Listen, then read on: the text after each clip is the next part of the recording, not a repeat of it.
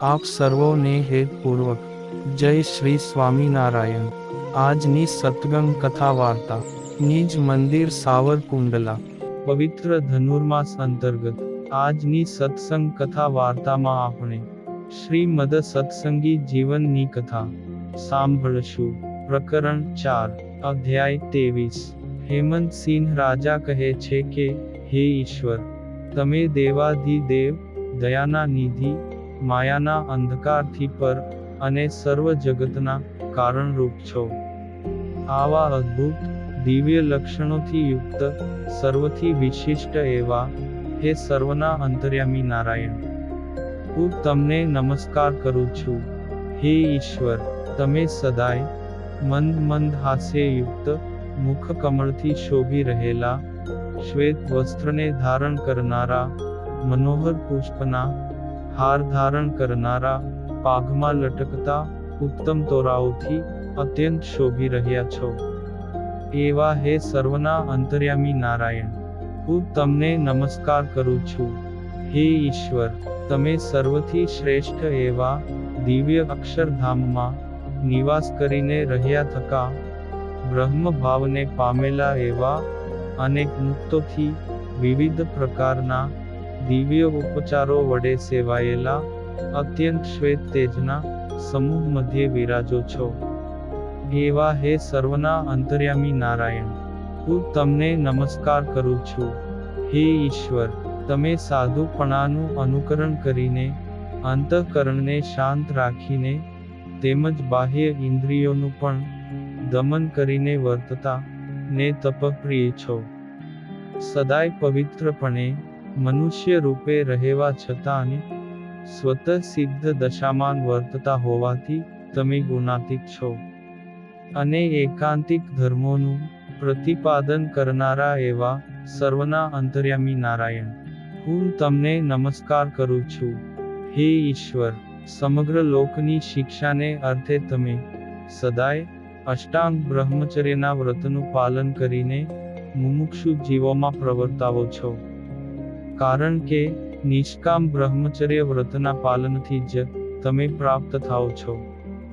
હે ઈશ્વર, તમે શરણાગત ભક્તજનોના સમગ્ર દુઃખનો વિનાશ કરી, સૂર્યચંદ્રના અંતર્યામીપણે રહી, સમસ્ત જગતને પ્રકાશ આપનારા ને સમગ્ર જીવને અતિશય સુખ આપનારા તથા સર્વ પાપોને નાશ કરનારા નામોને ધારણ કરનારા એવા હે સર્વના અંતર્યામી નારાયણ, હું તમને નમસ્કાર કરું છું।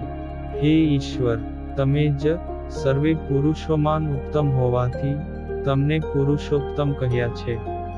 સમગ્ર વિશ્વના ધારણ કરનારા અને પોતાને શરણે આવેલા જીવાત્માઓની સમગ્ર પીડાનો નાશ કરનારા, તેમજ બ્રાહ્મણોને દેવની સમાન પૂજનારા મહેશ્વર એવા હે સર્વના અંતર્યામી નારાયણ, હું તમને નમસ્કાર કરું છું।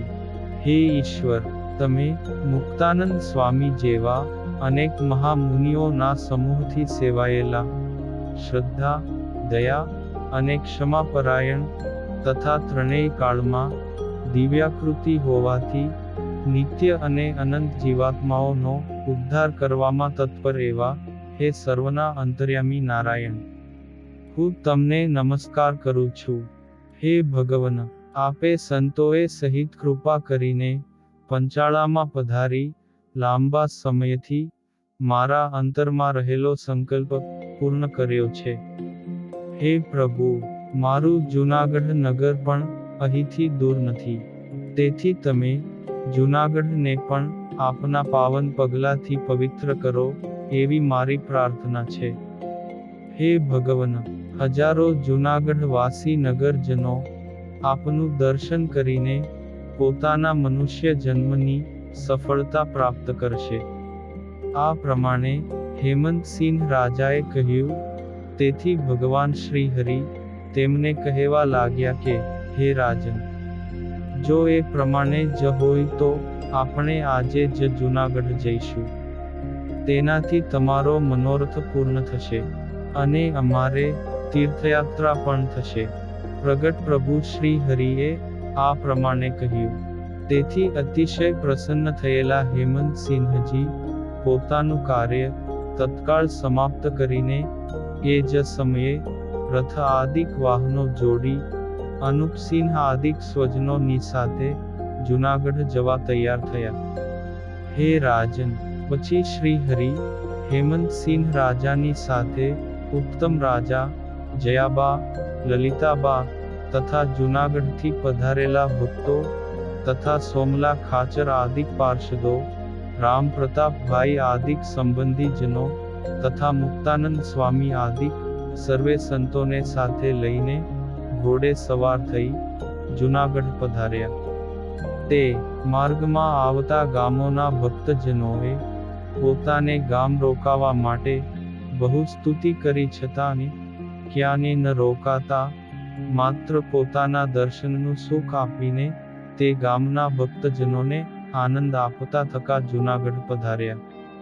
શ્રી હરિ તે જ દિવસે સાયંકાળે જૂનાગઢ પધાર્યા અને ત્યાં હેમંતસિંહ રાજાના સુંદર ભવનમાં નિવાસ કર્યો. ભાઈ અનુપસિંહ સાથે હેમંતસિંહ રાજા તત્કાળ અશ્વને દોડાવી પોતાના પુરમાં આવીને શ્રી હરિની સેવામાં તત્પર થયા. તેમજ રામજી, અંબાશંકર, રૂપશંકર આદિક બ્રાહ્મણ ભક્તો તથા ગોકુળ, ઉદ્ધવ વગેરે અન્ય ભક્તો પણ શ્રી હરિની સેવામાં જોડાયા. જૂનાગઢના નગરવાસી સર્વે ભક્તજનોની સાથે હેમંતસિંહ રાજાએ પોતાના જીવનને ધન્ય ભાગી માની અતિશય ભક્તિભાવથી શ્રી હરિનો આતિથ્ય સત્કાર કર્યો. આ ભૂમિ દેવભૂમિ છે એ પ્રમાણે ગિરનાર પર્વતની ખૂબ જ પ્રશંસા કરી. પછી અમાવાસ્યાના દિવસે તેની તીર્થયાત્રા કરી.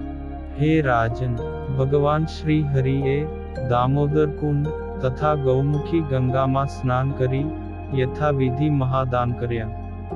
પછી દામોદર ભગવાનના ભક્તિભાવપૂર્વક દર્શન તથા પૂજન કરીને ભવેશ્વર મહાદેવના દર્શન અને પૂજન પણ ભાવથી કર્યા.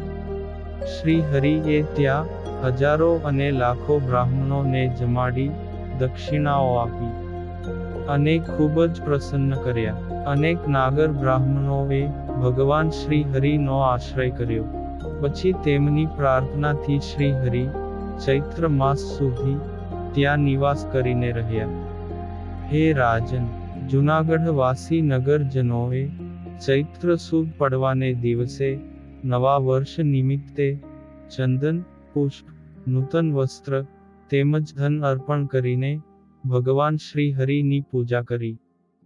હે રાજન, શ્રી હરિના પ્રાદુર્ભાવની તિથિને જાણતા હેમંતસિંહ રાજાએ અતિ હર્ષથી ચૈત્ર સુદ નવમી તિથિએ શ્રી હરિનું વિધિપૂર્વક પૂજન કર્યું. તેમાં શ્વેત મહાકિંમતી વસ્ત્રો, સુવર્ણમાંથી તૈયાર કરેલા રમણીય આભૂષણો, સુગંધીમાન અગર ચંદનના અંગરાગ, કુમકુમ મિશ્રિત ચોખા, સુંદર માલતીના પુષ્પોની માળા અને વિવિધ પ્રકારના પુષ્પોના તોરાઓની પંક્તિ તથા ધૂપ, દીપ તથા નૈવેદ્યમાં અનેક પ્રકારના ખાદ્ય પદાર્થો, સ્વાદિષ્ટ ફળો તેમજ દક્ષિણામાં રૂપાની મુદ્રા ભરેલો થાળ હેમંતસિંહ રાજાએ શ્રી હરિના ચરણમાં અર્પણ કરીને ષટપદીનું ગાન કરતા કરતા હર્ષથી શ્રી હરિની આરતી ઉતારવા લાગ્યા. હે દેવ, તમારો જય થાઓ, તમારો જય થાઓ. સર્વેનું મંગલ કરનારા, તમારો જય થાઓ, તમારો જય થાઓ.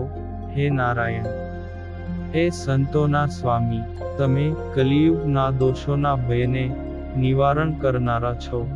એવા તમારો જય થાઓ, જય થાઓ. હે તેજના પુંજ વિશે શોભી રહેલી શ્વેત શરીરની કાંતિને ધારણ કરનારા, હે અનેક મુક્તોથી સેવાયેલા, હે સર્વને સુખ આપનારા, હે અતિશય શાંત, હે દેવતાઓના સમૂહથી વંદન કરેલા ચરણ કમળવાળા, હે કરુણાના નિધિ, હે સર્વના અંતર્યામી, હે પરમાત્મા, હે નિર્ગુણ, તમારો જય થાઓ. પરાત્પર પરમાત્મા, તમારો જય થાઓ. હે ધર્માત્મજ, હે પોતાના ભક્તજનોને આનંદ આપનારા, હે અધર્મનો નાશ કરીને ધર્મ સર્ગને આનંદ પમાડનારા, હે નૈષ્ઠિક બ્રહ્મચારી, હે અગણિત મુનિઓના સમૂહના સ્વામી, એવા હે પરબ્રહ્મ પરમાત્મા, તમારો જય થાઓ, તમારો જય થાઓ. હે કામદેવના ગર્વનું ભંજન કરનારા, સૂર્ય જેમ પોતાના તેજથી બાહ્ય અંધકારનો વિનાશ કરે તેમ તમે પોતાના પ્રભાવથી મદ્ય, માંસ અને પરસ્ત્રીને વિશે આસક્ત એવા અસુરોના સમૂહનો તત્કાળ વિનાશ કરીને વેદ વિરુદ્ધ માર્ગ થકી પોતાના શરણે આવેલા જનોનું રક્ષણ કરી તેમની જન્મ મરણરૂપ સંસ્કૃતિના ભય થકી રક્ષા કરો છો. તેમજ કૌલ પંથ, કુડા પંથ આદિ કુમાર્ગનો પણ વિનાશ કરો છો. એવા હે પરબ્રહ્મ પરમાત્મા, તમારો જય થાઓ, તમારો જય થાઓ. હે શ્રીહરિ, તમે હસ્તકમળ દ્વારા વરદાન અને અભયદાન આપો છો. સદાય શ્વેતાંબરને ધારણ કરો છો. નવીન મેઘની સમાન શ્યામ સુંદર શરીરવાળા તમે શ્વેત યજ્ઞોપવિતને ધારણ કરો છો. સદાય મંદ મંદ હાસ્ય કરતા એવા તમે શરદ પૂર્ણિમાના ચંદ્ર બિંબની કાંતિ સમાન મુખકમળથી શોભો છો. તમે સત્ય, શૌચ, આદિક અનંત કલ્યાણકારી ગુણોના નિધિ છો. આવા તમારા સ્વરૂપનું હૃદયમાં સદાય ધ્યાન કરું છું. એવા હે પરબ્રહ્મ પરમાત્મા, તમારો જય થાઓ, જય થાઓ. હે શ્રીહરિ, તમારું દર્શન કરનારા મનુષ્યોના નેત્રોને આકર્ષણ કરતા કેસર તિલકને ભાલમાં ધારણ કરો છો. એ તિલક અક્ષત અને કુમકુમના ચાંદલા એ સહિત અતિશય મનોહર તેમજ બહુ શોભાએ યુક્ત વર્તે છે.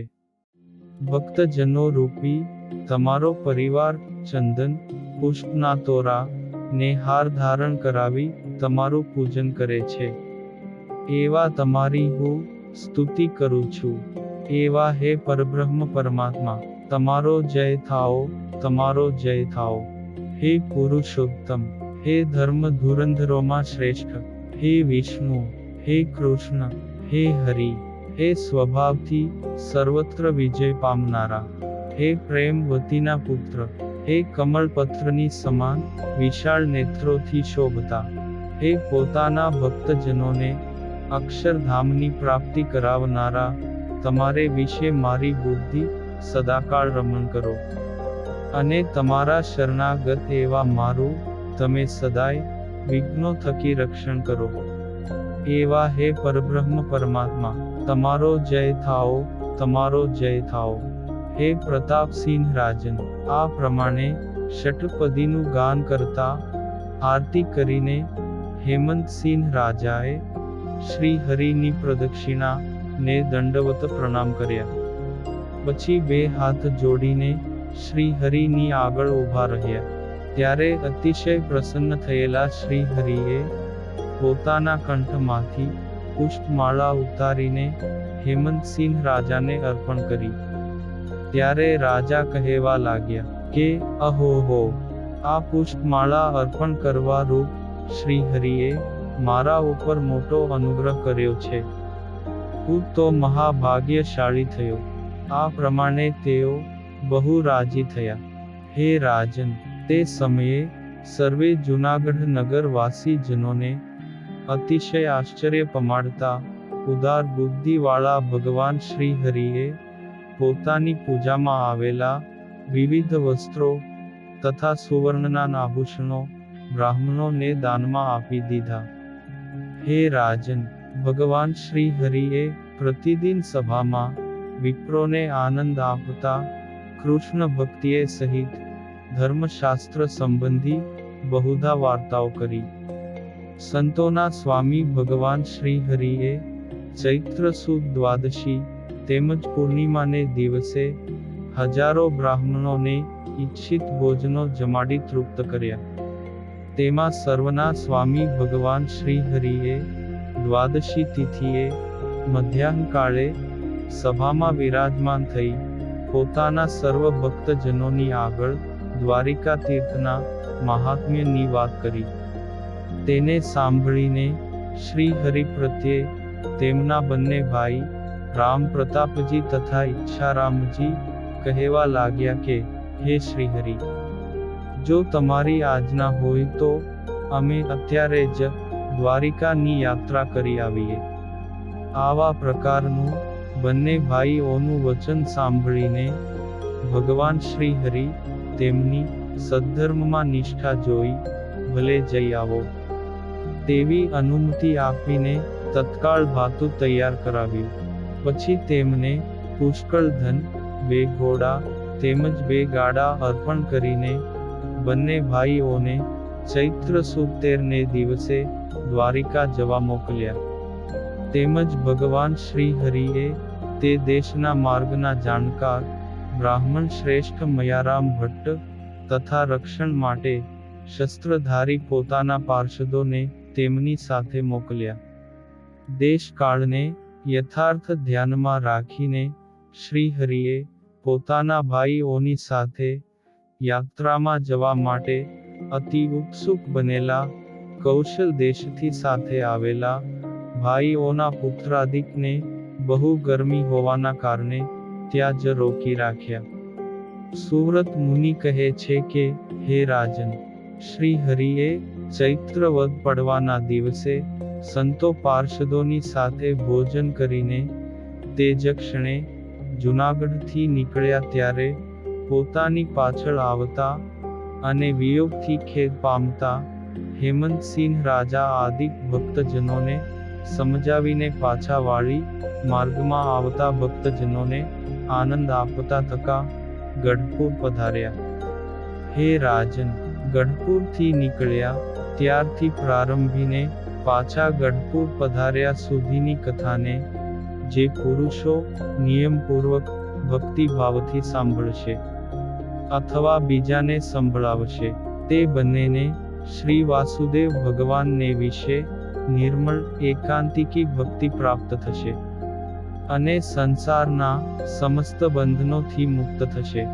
ઇતિ શ્રીમદ સત્સંગી જીવને નારાયણ ચરિત્રે ધર્મશાસ્ત્રે ચતુર્થ પ્રકરણે ભગવાન શ્રી હરિએ જૂનાગઢમાં વિવિધ લીલાઓ કરીને પાછા ગઢપુર પધાર્યા એ નામે 23મો અધ્યાય સંપૂર્ણ.